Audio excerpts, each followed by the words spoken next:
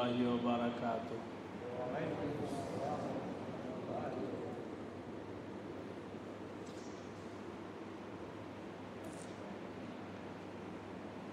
بسم الله الرحمن الرحيم. الحمد لله رب العالمين والعاقبة للمتقين والصلاة والسلام على سيد الأنبياء والمرسلين وعلى آله وأصحابه أجمعين. أما بعد فأعوذ بالله من الشيطان الرجيم. بسم الله الرحمن الرحيم.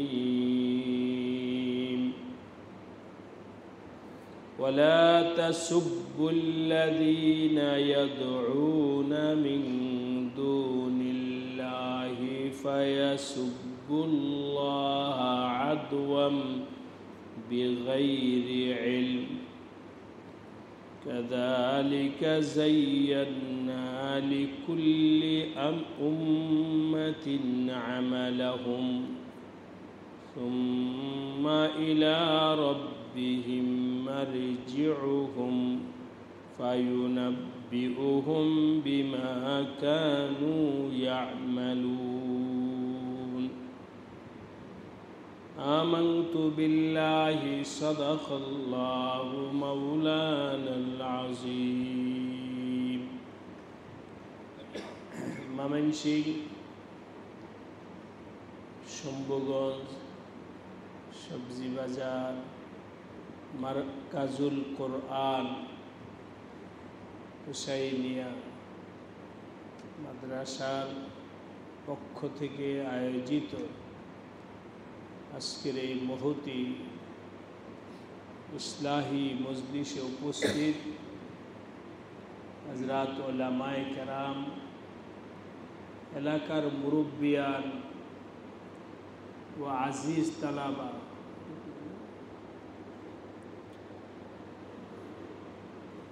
আমি এখন আপনাদের সামনে পবিত্র কোরআনে কারিমের সূরাতুল আনআমের 108 নম্বর আয়াত তেলাওয়াত করেছি। এই আয়াতে আল্লাহ তাআলা বলেন,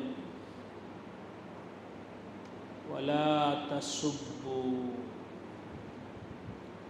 আল্লাযীনা ইয়াদউনা মিন দুনিল্লাহি, তোমরা গালি দিও না ওই সমস্ত লোকদেরকে যারা আল্লাহ ছাড়া অন্যের ইবাদত করে, অন্যের পূজা করে, অন্যকে ডাকে, তাদেরকে তোমরা গালি দিও না। সহজে যদি বলতে যাই তাহলে এটা আমরা এভাবে বুঝতে পারি, অমুসলিমদেরকেও তোমরা গালি দিও না। হিন্দুদের দেব দেবীতাকে গালি দিও না, বৌদ্ধদের তাদের বানানো মাবুদকে তোমরা গালি দিও না, এক কথায় কাউকে গালি দিও না। যদি তোমরা আজকে অন্য ধর্মের লোককে গালি দাও তাহলে তারা জেদে, রাগে, গোসায় না বুঝা তোমাদের আল্লাহকেও গালি দিবে। তাহলে প্রকারান্তরে তুমি আল্লাহকে তুমিই যেন গালি খাওয়াই। কারণ আমি যদি তাদেরকে গালি না দিতাম তাহলে তারা আমাকে গালি দিত না। সুতরাং তোমরা তাদেরকে গালি দিও না, তারাও তোমাকে গালি দিবে। আল্লাহ পাক এর দ্বারা মুসলমানদেরকেই ইসলাহ করেছেন। আমাদের দেশের মুরব্বীরাও বলেন এই কথা, তুমি নিজের মা বাবাকে গালি খাওয়ায়ও না। তো নিজের মা বাবাকে গালি কিভাবে খাওয়ায়? আমি যদি তোমার মা বাবাকে গালি দিই তাহলে তুমিও আমার মা বাবাকে গালি দিবে। তাহলে প্রকারান্তরে আমি নিজেই যেন আমার নিজের মা বাবাকে গালি দিলাম। এই জন্যে এখানে আমরা যারা আছি সবাই এর প্রতি আমার বিশেষ আজকে নসিহত হলো যে আমরা কাউকে গালি দিব না। যখন কাফেরকেই গালি দিতে নিষেধ করা হয়েছে, তাহলে মুসলমানকে তো আরো বেশি নিষেধ থাকবে, তুমি কোনো মুসলমানকে গালি দিও না। এই গালি গুলুজ এগুলো অত্যন্ত মন্দ, ঈমানের পরিপন্থী। কেউ কাউকে গালি দিবে না, পারবো ইনশাআল্লাহ? কেউ কাউকে গালি দিব না। হাদিসে আসছে সৈয়দনা হযরত আবু যর গিফারি রাদিয়াল্লাহু তাআলা আনহু একবার কোনো কারণে তিনি তার গোলামকে গালি দিছিলেন।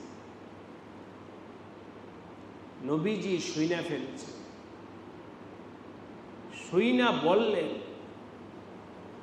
ইয়া আবা যর ইন্নাকা মরউন ফীকা জাহিলিয়াতুন,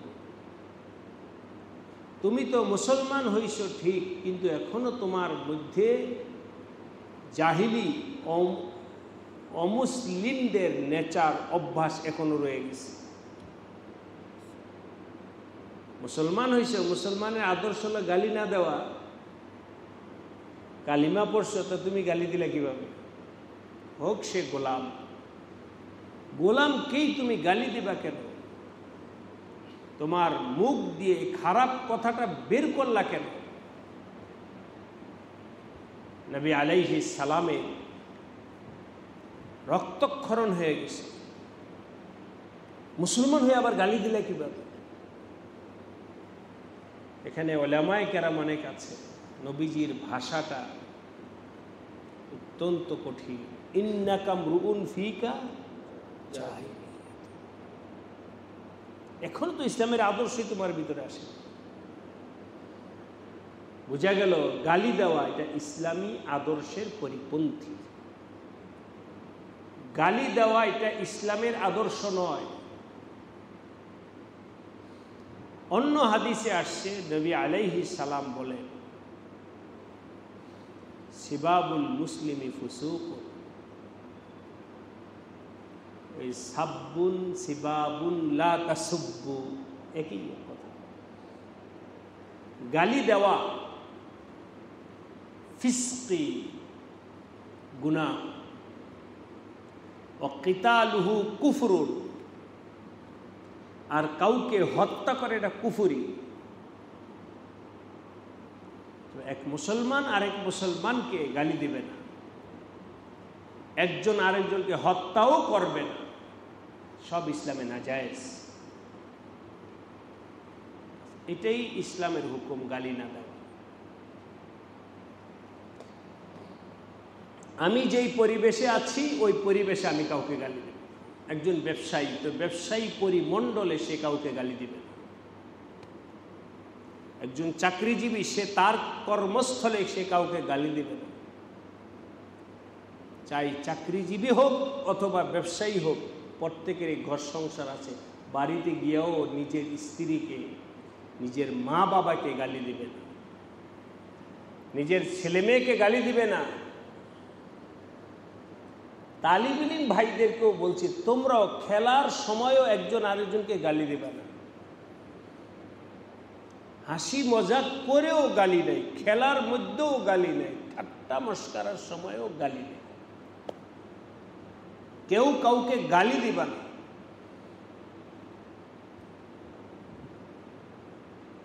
এমনি ভাবে কোনো উস্তাদ ও ছাত্রকে গালি দিবে আল্লাহ পাকের বিধানসভার জন্য।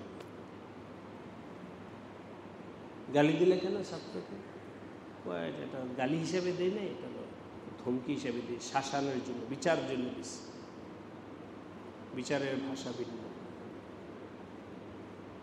অন্য একটা হাদিস মনে আসছে, হাদিসটা নবী আলাইহিস সালামকে জিজ্ঞাসা করা হলো, ইয়া রাসূলুল্লাহ, আমরা অমুক জিনিসকে ঔষধ হিসাবে ব্যবহার করি, ঔষধ, রোগের ঔষধ। নবী আলাইহিস সালাম বললেন, ওই জিনিসটা তো মুসলমানদের জন্য হারাম, নাজায়েজ, খাওয়া কি নাজায়েজ। শোনো, নাজায়েজ জিনিসটার ভিতরে আল্লাহ পাক ঔষধ বানাইল, ইন্নাহু দাউন লাইসা বিদাওয়াই। এটা আরেকটা রোগ। হারাম জিনিস ব্যবহার করা সেটা কি আরেকটা রোগ। লাইসা বিদাওয়াইন, এটা ঔষধ নয়। হারামের মধ্যে এটা ঔষধ নয়, এটা আরেকটা রোগ। অতএব আমরা বুঝতে পারি নাজায়েজ জিনিস এর মাধ্যমে নাজায়েজ কাজটা ভালো কাজের জন্য উসিলা হতে পারে। সুতরাং গালিটা কি নাজায়েজ, এটা ছাত্র বা কর্মচারী সংশোধনের জন্য ঔষধ হতে পারে। আল্লাহ পাক আমাদের সবাইকে এই কথার উপরে আমল করার তৌফিক দান করেন।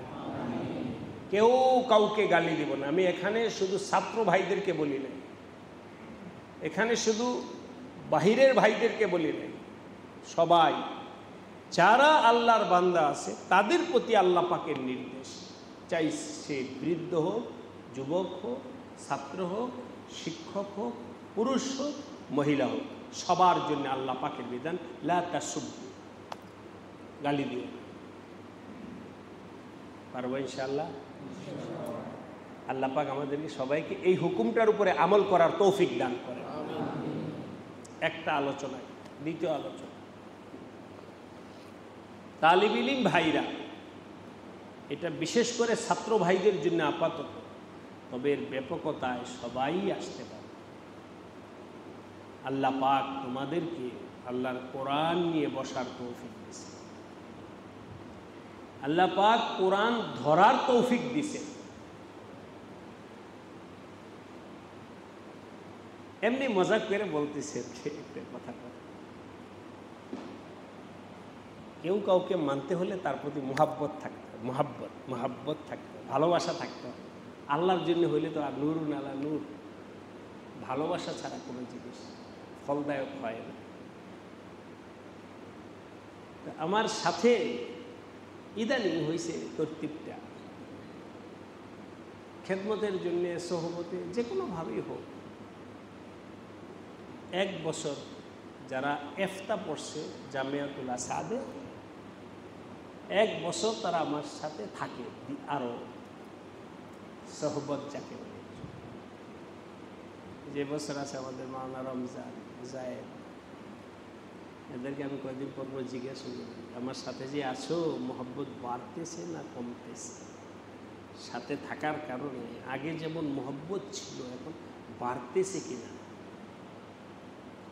মহব্বত বাড়া ছাড়া ফায়দা হবে না।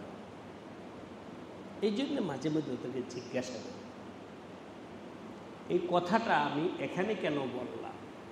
তালিব ইলম ভাইদেরকে জিজ্ঞাসা করি, তোমরা যে রোজানা আল্লাহর কোরআন ধরো, কোরআনের প্রতি তোমাদের মহব্বত বাড়তেছে না কমতেছে?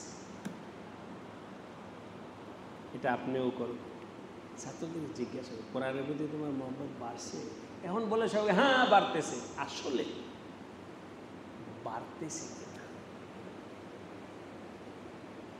নামাজ পড়তে তালিব ইলম আসছে মসজিদে, যে কোনো কারণে দেড়টায় নামাজ, কিন্তু একটু দেরি হবে নামাজ পড়তে, মেহমানের সাথে যে কোনো কারণে দেরি হবে। ছাত্র নিজ উদ্যোগে আচ্ছা বসেই চলেছে তো কোরআন শরীফটা নিয়ে একটু পড়ি, কিসের তাগিদে? মহাব্বতের তাগিদ। এটা তার ক্লাস না, বসেই যখন রয়েছে বসে না থেকে কি করি? কোরআন শরীফটা মহাব্বত আসে, কোরআন শরীফটা নিয়ে পড়ি, এটা হলো মহাব্বত। আমি গতকাল আমাদের একটা খাস মজলিস ছিল, সেখানে বলেছি, তো উল্টা আবার ওনারা আমাকে আমার উপরেই কাজটা ছাড়ছে, আপনি আমাদেরকে বলেন। ইনশাআল্লাহ বলুন, চলতে ফিরতে যখন আমার দিলের মধ্যে আল্লাহ পাক এই বিষয় কিছু দিবেন তখন লিখব অথবা বলব। সেই কাজটা হলো ছাত্ররা যারা কোরআন পড়ে তাদের কোরআনের প্রতি মহব্বত হয় না। পড়তেছে কি? কোরআন, কিন্তু কোরআনের প্রতি কি নাই? মহব্বত যাকে বলে সেটা নেই।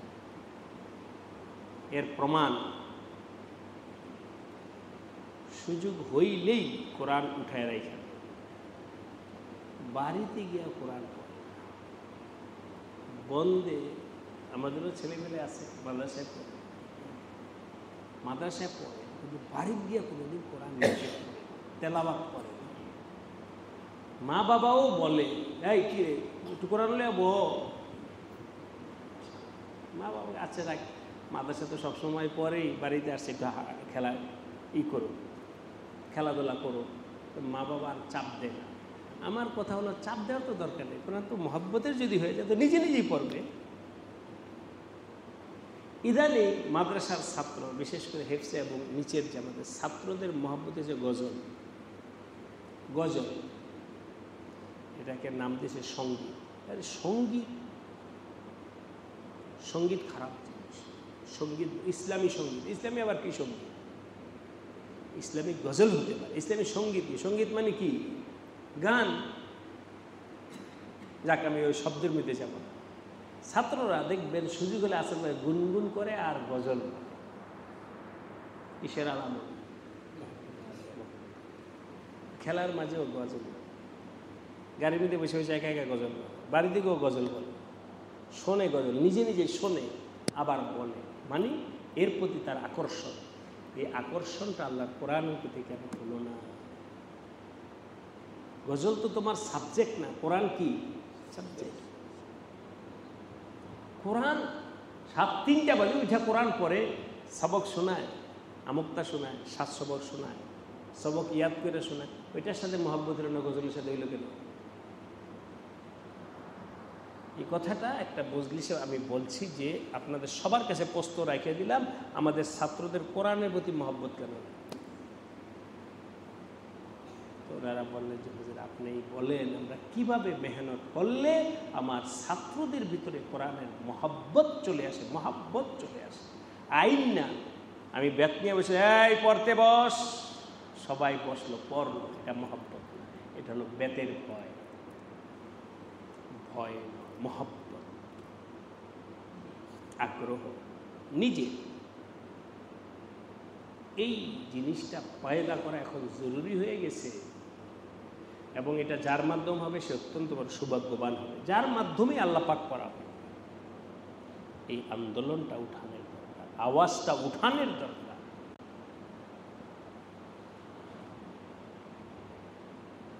আল্লাহ পাক সবাইকে তৌফিক দান। ছাত্র ভাইদের কাছে কোরআনের আজমত, কোরআনের শ্রেষ্ঠত্ব, কোরআনের মর্যাদা খুব কোরআনের মধ্যে আসছে। ওয়াইদা সামিউ মা উনজিলা ইলার রাসূল তারা আ'য়ুনুহুম তাফিদু মিনাদ দাম'i মিম্মা আরাফু মিনাল হক। কোরআন পড়তেছে চোখের পানি আসতেছে। ওয়াইদা সামিউ মা উনজিলা ইলার রাসূল তারা আ'য়ুনুহুম তাফিদু মিনাদ আ'য়ুনাহুম তাফিদু মিনাদ দাম'i।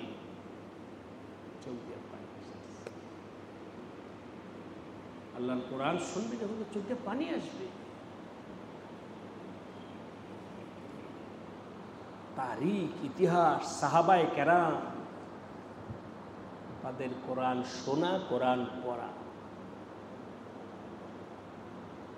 আল্লাহ পাক হযরত উবাই ইবনে, হাদিসে দুইটি আসছে, হযরত আব্দুল্লাহ ইবনে মাসউদের কথাও আসছে এক হাদিসে, আরেক হাদিসে হযরত উবাই ইবনে কাবের কথা আসছে।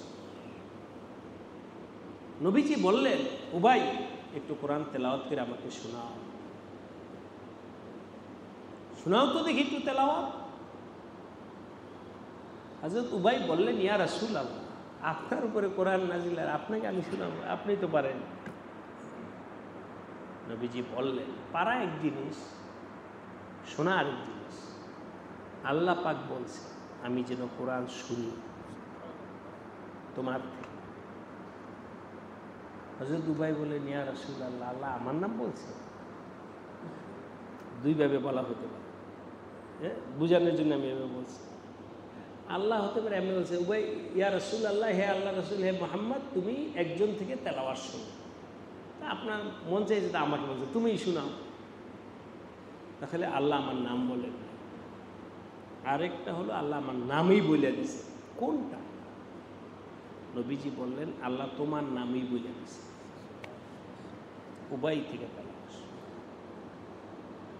আনন্দে উবাই কাইগা গেছে, আল্লাহ আমার নাম দিছে। হযরত উবাই তেলাওয়াত শুরু করছে।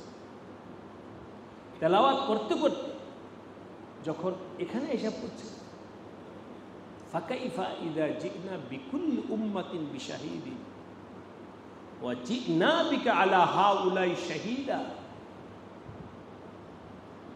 নবী আলাইহিস সালাম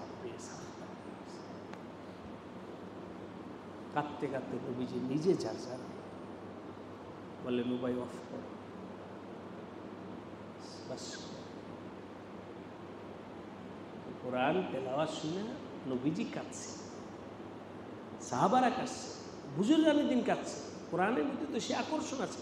আজকে সেটা আমাদের তালিব ইলমদের মধ্যে, আমাদের মধ্যে কেন আসে? ওই জিনিসটা পয়দা করে কামালীয়।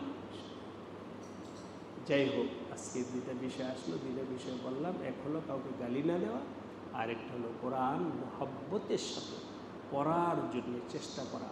আল্লাহ পাক সবাইকে তৌফিক দান করেন, মাদ্রাসাকে কবুল করে নেন, ছাত্র ভাইদেরকে কবুল করেন, মাদ্রাসার তামাম জরুরিয়াতকে গাইবি খাজানা থেকে আল্লাহ পরিপূর্ণ করে দেন, সব ধরনের শুরুর ফাসাদ থেকে আল্লাহ পাক মাদ্রাসাকে হেফাজত করেন।